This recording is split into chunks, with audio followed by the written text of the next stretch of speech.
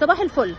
الجد اللي تم اتهامه بان هو هتك عرض احفاده وتحديدا الطفل مارسيلينو تم تبرئته من الطب الشرعي، ولكن بعد وفاة الجد.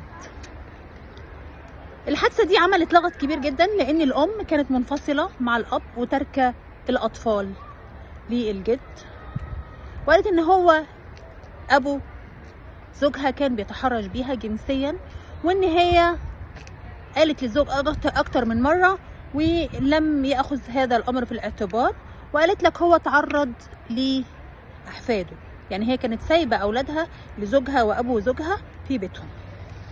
تم القبض على الاب على الجد، واتحبس فترة وبعدين مات في المستشفى. الطب الشرعي برأ الجد النهارده،